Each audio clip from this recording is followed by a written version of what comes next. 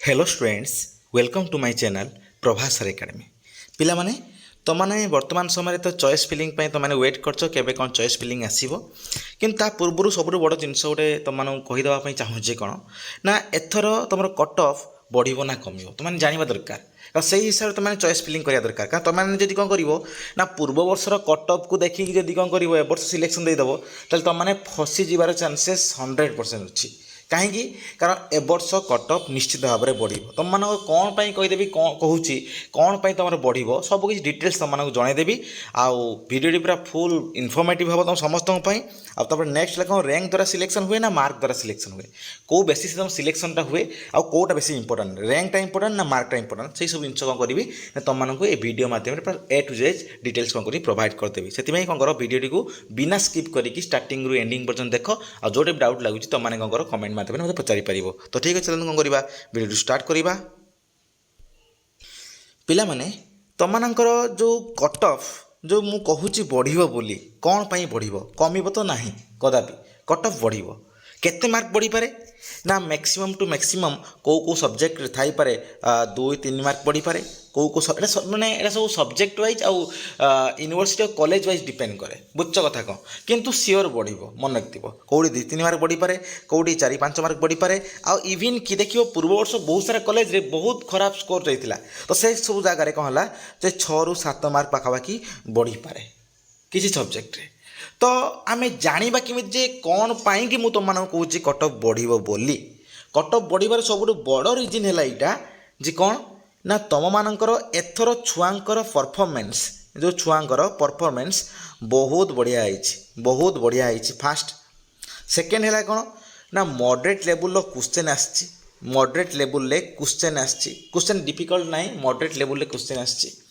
तापर है कौन थर्ड जिनस कौन ना तुमको एथर एक्स्ट्रा टाइम लाइन दिखाई एक्स्ट्रा टाइम दिखाई कौन ना आगुरी जी टाइम दिया होता तुम सीपेट्रे एथर बेसी टाइम दिखाई तो सही बेसीस रे बहुत सारा छुआ भल करके भावन कौन सारे आम तो खराब करके आसचु आम कौन करूँ तो आम तो भल करके आस जानबू जे कमी कट ऑफ बढ़ो बोली तुम मानक एवं कट ऑफ देखे दूसरी कौन पर बढ़ो देख आम जो प्रिवियस ईयर कट ऑफ को जीवा आवर्ष आमर प्रिवियस ईयर तार जो कट ऑफ को जीवा एवर्ष तार मार्क को जब कौन करवा कंपेयर करवा आकाश पाताल फरक आसो देख देख पिला माने एबे देख तुम मैंने कौन कर स्टेट वाइज जो मेरिट लिस्ट अच्छी देख क्लिक कर क्लिक कला पर देख ये सब्जेक्ट वाइज सब चूज कर दियो बुझ कथा कौन विभिन्न प्रकार सब्जेक्ट कौन चूज कर दियो धर आम धर एग्जांपल देले आम इंग्लिश सब्जेक्ट में चूज करदे बुझ कथा कौन ये कौन है ना जो रैंक 1 छुआ जी अच्छा इंग्लिश रे देख तांकर स्कोर केते 97 माने प्रीवियस ईयर देखियो स्कोर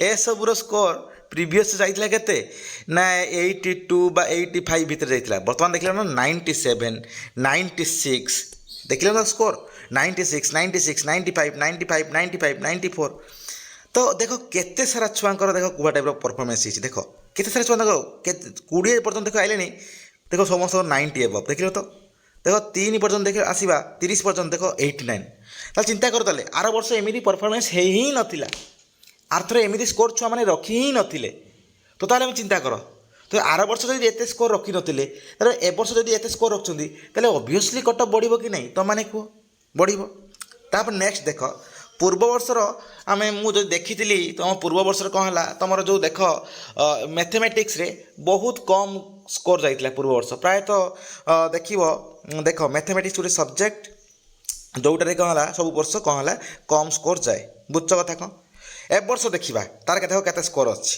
तुम जापर कौन ना एथर कट ऑफ बढ़ो कि नहीं सब मैथमेटिक्स रे तुमको समस्त कही कौन ना सब कट ऑफ कम जाए पूर्व वर्ष के होता कट ऑफ पूर्व वर्ष माइनस मार्किंग एक्सक्लूड है कट ऑफ जांच के कट ऑफ जाऊला के ना आमर 28 ना 29 जाइए पूर्व वर्ष कट ऑफ माने कट ऑफ नुहे पूर्व वर्ष मार्क हाएस्ट मार्क के 28 रु 29 पूर्व वर्ष देख ए वर्ष के कट ऑफ तुम मैंने निजे जापर के कट ऑफ 59 54 53 50 48 48 देख लो ना केमी कट ऑफ जाऊँगी ना केमी मार्क जाऊँगी पूर्व वर्ष जाइए के हाएस्ट जाइए के ना हाई होता 28 ना 29 जाइए कि वर्ष देख के कट ऑफ ना 53 50 48 बुझल कथा कौन देख ये टाइप देख सब किसी जिन देख देख 40 देख के एभव अच्छा देख ये कौन है देख आम आसवा देख 37 देख सब के स्कोर अच्छा पूर्व वर्ष जाइए के ନା ପୂର୍ବ ବର୍ଷ ଯାଇଥିଲା କେତେ ନା 28ରୁ 29 ପୂର୍ବ ବର୍ଷ ଯାଇଥିଲା।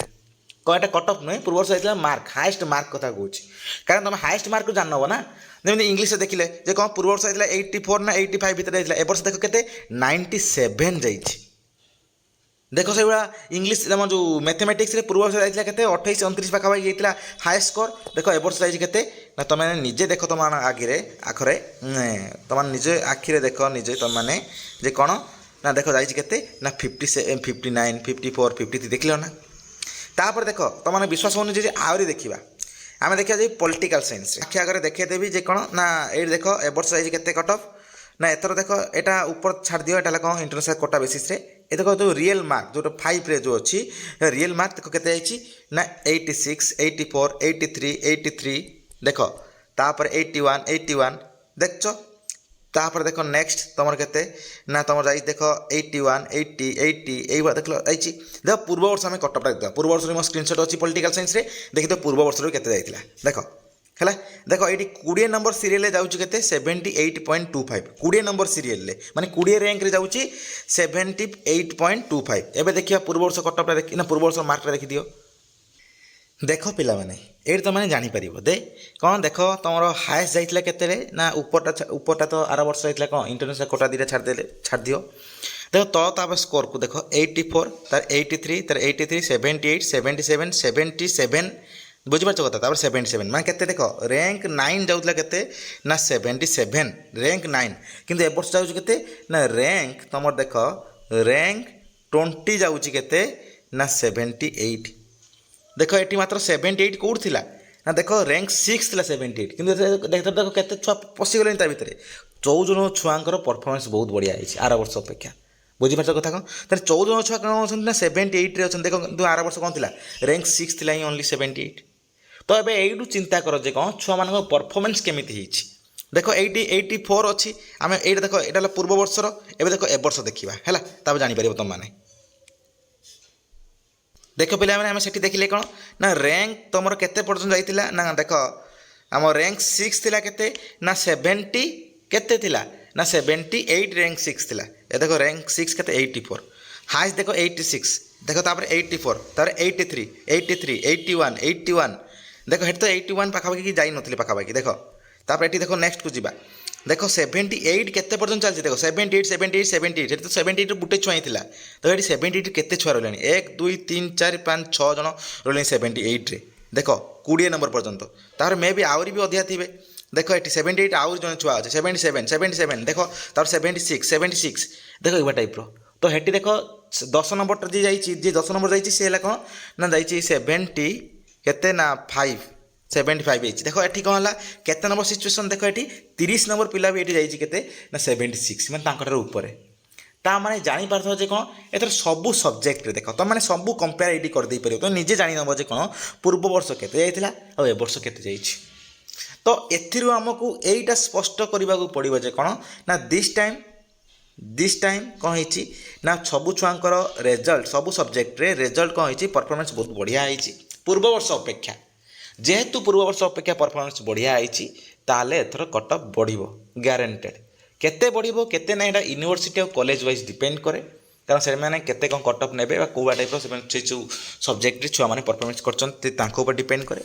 କିନ୍ତୁ କଟ୍ ଅଫ୍ କେଉଁଠି ଗୋଟେ ମାର୍କ ବଢ଼ିପାରେ, କେଉଁଠି 2 ମାର୍କ, କେଉଁଠି 3 ମାର୍କ, ଏଇଭଳିଆ ଟାଇପ୍ର ହେଇକି କ'ଣ ହେଲା ଡିଫରେଣ୍ଟ ଜାଗାରେ ଡିଫରେଣ୍ଟ କଟ୍ ଅଫ୍ ବଢ଼ିବ, ବୁଝିଲ। ତ ଏଇଟା ହେଲା କଟ୍ ଅଫ୍ ରିଗାର୍ଡ଼ିଂ ତୁମ କଟ୍ ଅଫ୍ ବଢ଼ିବ କି ନାହିଁ। ଏବେ ଦେଖିବା ଯେ କ'ଣ ସିଲେକ୍ସନଟା କେଉଁ ବେସିସ୍ରେ ହୁଏ। ଏବେ ପିଲାମାନେ ଆମେ ଦେଖିବା ଯେ କ'ଣ ତୁମ ର୍ୟାଙ୍କ ଦ୍ୱାରା ସିଲେକ୍ସନ୍ ହୁଏ ନା ତୁମ ମାର୍କ ଦ୍ୱାରା ସିଲେକ୍ସନ୍ ହୁଏ। ତୁମ ସମସ୍ତଙ୍କୁ କହୁଛି ଯେ କ'ଣ ନା ଯେତେବେଳେ ସିଲେକ୍ସନ୍ କଲେଜ ବାଲା ଯଦି ସିଲେକ୍ସନ୍ ପଠାଇବେ, ଯଦି ଫାର୍ଷ୍ଟ ସିଲେକ୍ସନ୍ ଆସିବ କି ସେକେଣ୍ଡ ସିଲେକ୍ସନ୍ ଏଥିରେ ଆସିବ କି ଥାର୍ଡ଼ ସିଲେକ୍ସନ୍ ଏଥିରେ ଆସିବ, ସେଇଟା କ'ଣ ହେଲା ମାର୍କ ବେସିସ୍ରେ ସେମାନେ ସିଲେକ୍ସନ୍ କରିବେ। କେମିତି କରିବେ ନା ତୁମମାନେ ଧର ଏ କଲେଜ ବି କଲେଜ ଧର ସି କଲେଜ, ତ 3ଟା କଲେଜ ଆମେ ଦେଖିନେଲେ କ'ଣ ହେଲା 100 ଜଣ ଛୁଆ କ'ଣ କଲେ ନା କିଏ ଏ କଲେଜ ପକାଇଥିବ, କିଏ ବି କଲେଜ, କିଏ ସି କଲେଜ ଏଇ ଟାଇପ୍ରେ ପକାଇଥିବେ, ଡିଫରେଣ୍ଟ ଜାଗାରେ ପକାଇଥିବେ। ଧର ଏଠି କ'ଣ ହେଲା ଏ କଲେଜର 20ଟା ସିଟ୍, ବି କଲେଜର 20ଟା ସିଟ୍, ସି କଲେଜର ହେଲା 20ଟା ସିଟ୍, ବୁଝଛ।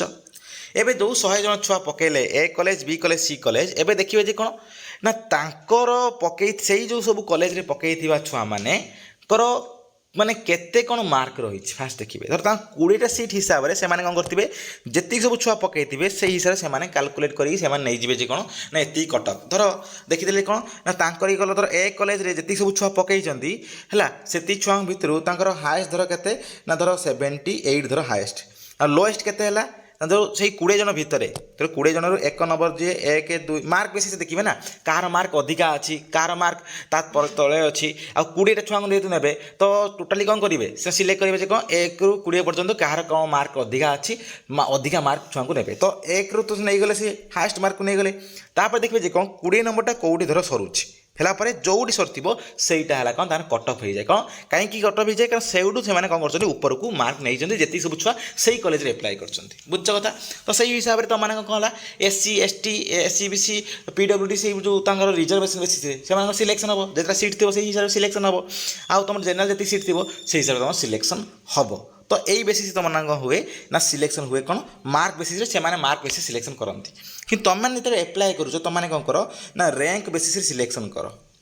କାହିଁକି ଏଇଥିପାଇଁ ତୁମମାନେ ଯେତେବେଳେ ଆପ୍ଲାଏ କରୁଛ, କାହିଁକି ନା ତୁମମାନେ ମାର୍କ ବେସିସ୍ରେ ହେଲେ ତୁମେ କନଫ୍ୟୁଜ୍ ହେଇଯିବ ହେଲା। ପୂର୍ବ ବର୍ଷର କଟ୍ ଅଫ୍ ଯଦି ଠିକ୍ ଠାକ୍ ଥାନ୍ତା, ଏ ବର୍ଷ କଟ୍ ଅଫ୍ ଯେମିତି ହେଇଗଲା, ଆର ବର୍ଷ ଯେତେବେଳେ ଆସିବ ତ ଏ ବର୍ଷ ପୂର୍ବ ବର୍ଷ କଟ୍ ଅଫ୍କୁ ଦେଖିକି ଆର ବର୍ଷ କ'ଣ କରିହେବ ନା କଟ୍ ଅଫ୍ ଆନାଲିସିସ୍ରେ ସେ କରିହେବ ବା ସିଲେକ୍ସନ୍ ଦେଇହେବ। କିନ୍ତୁ ଏ ବର୍ଷ ପୂର୍ବ ବର୍ଷ ଯେହେତୁ କ'ଣ ହେଲା ପ୍ରଥମ ଥର ପାଇଁ ମାଇନସ୍ ମାର୍କିଂ ଇଣ୍ଟ୍ରୋଡ୍ୟୁସ୍ ହେଇଥିଲା, ତ ପୁରା ଟୋଟାଲି ଛୁଆଙ୍କର କ'ଣ ହେଲା ମାର୍କ ପୁରା କମିଗଲା। ତ ତାକୁ କମ୍ପେୟାର କରିକି ଏ ବର୍ଷ କ'ଣ କରିହେବ ନାହିଁ ନା ତୁମର ସିଲେକ୍ସନ୍ କରିହେବ ନାହିଁ, ବରଂ କ'ଣ କର ର୍ୟାଙ୍କ ୱାଇଜ୍ ସିଲେକ୍ସନ୍ କର।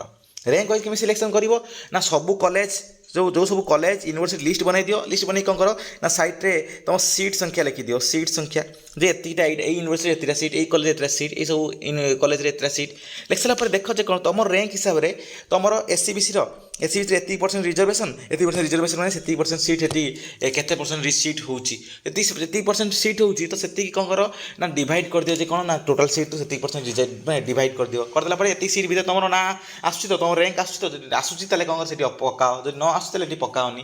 ତ ଏଇଭଳିଆ ଟାଇପ୍ର ତୁମେ ଯଦି କରିପାରିବ ତାହେଲେ ତୁମମାନଙ୍କର ବେଟର୍ ହେବ, ଆଉ ତୁମେ ସମସ୍ତେ ଏଇ ର୍ୟାଙ୍କ ୱାଇଜ୍ ତୁମେ ସିଲେକ୍ସନ୍ କଲେ ବେଟର୍ ହେବ। ପୂର୍ବ ବର୍ଷ ଦେଖିଦେବ ଯେ କ'ଣ ନା ଗୋଟେ ଜାଗାରେ ଯାଇଛି 20, ମୋର ତ ଏ ବର୍ଷ ଅଛି କେତେ ନା 25, ତାହେଲେ ଆର ବର୍ଷ ଆରାମସେ କ'ଣ ହେବ ସେ ଜାଗାରେ ସିଲେକ୍ସନ୍ ହେଇଯିବ। କିନ୍ତୁ ସେଭଳିଆ ହେବ ନାହିଁ, କାରଣ ଏ ବର୍ଷ କେତେ କ'ଣ କଟ୍ ଅଫ୍ ବଢ଼ିବ ଗ୍ୟାରେଣ୍ଟେଡ଼୍ ନାହିଁ। ତ ସେଥିପାଇଁ ର୍ୟାଙ୍କ ୱାଇଜ୍ ସିଲେକ୍ସନ୍ କଲେ ବେଟର୍ ହେବ। ଆଉ ତୁମେ କହିଦେଇଛ ତ ଅଲରେଡ଼ି କ'ଣ ନା ତୁମେ କେମିତି କ'ଣ ସିଲେକ୍ସନ୍ କରିବ, ତା ପାଇଁ ତ 1ରୁ 2500 ର୍ୟାଙ୍କ ବିଶିଷ୍ଟ ଗୋଟେ ଭିଡ଼ିଓ ନେଇ ଆସିଛି, ଆଉ ଗୋଟେ କ'ଣ ନେଇ ଆସିଛି 2500ରୁ 5000 ର୍ୟାଙ୍କ ବିଶିଷ୍ଟ ଗୋଟେ କ'ଣ କରିଛି ନା ଭିଡ଼ିଓ ନେଇ ଆସିଛି। ର୍ୟାଙ୍କ ଛୁଆ ମାନେ କେତେଟା କ'ଣ କଲେଜ, କେତେଟା କ'ଣ ଅଟୋନମସ୍ କଲେଜ, କେତେଟା କ'ଣ ୟୁନିଭର୍ସିଟି ପକାଇବେ। ତ ଆରାମସେ ତୁମମାନେ କ'ଣ କର ସେଇଟାକୁ ଦେଖ, ଦେଖି ସାରିଲା ପରେ ତୁମେ ପୂର୍ବ ବର୍ଷ କଟ୍ ଅଫ୍କୁ ଦେଖ କ'ଣ ପାଇଁ ନା ଓନ୍ଲି ହାଇ କଟ୍ ଅଫ୍ ଜାଣିବା ପାଇଁ, ଓନ୍ଲି ମିଡ଼ିୟମ୍ କଟ୍ ଅଫ୍ ଜାଣିବା ପାଇଁ, ଓନ୍ଲି ଲୋ କଟ୍ ଅଫ୍ ଜାଣିବା ପାଇଁ। ତ ସେଇ ବେସିସ୍ରେ କ'ଣ କର ନା ତୁମେ ସିଲେକ୍ସନ୍ କର, ଯାହାଫଳରେ ତୁମେ ସବୁ କିଛି ଡିଟେଲ୍ସ ମାନେ ସବୁକିଛି ବଢ଼ିଆ ସେ ବେହତର ଭାବରେ କରିପାରିବ। ବୁଝଛ କଥା କ'ଣ? ତ ଏଇଟା ହେଲା ତୁମର ସବୁଠୁ ବଡ଼ ଗୁରୁତ୍ୱ। ଆଉ ତାପରେ ହେଲା କ'ଣ ନା ତୁମର ଯେଉଁ ତୁମମାନେ ଯେତେବେଳେ ଆପ୍ଲାଏ କରୁଛ ତୁମେ ସମସ୍ତେ ଆପ୍ଲାଏ କର ର୍ୟାଙ୍କ ବେସିସ୍ରେ, ଆଉ ତୁମ ସିଲେକ୍ସନ୍ ଯେତେବେଳେ ହେବ ଆସିବ ସିଲେକ୍ସନ୍ ହେଲେ ମାର୍କ ବେସିସ୍ ସିଲେକ୍ସନ୍ ଆସିବ। ବୁଝିଲ? ତ ଏତିକି ରହିଲା ଡିଟେଲ୍ସ। ଆଶା କର ତୁମମାନେ ବହୁତ କିଛି ପାଇଥିବ, ଆ ଭିତରୁ ତୁମମାନେ ବହୁତ କିଛି ଇନଫର୍ମେସନ୍ ପାଇଥିବ। ଧନ୍ୟବାଦ।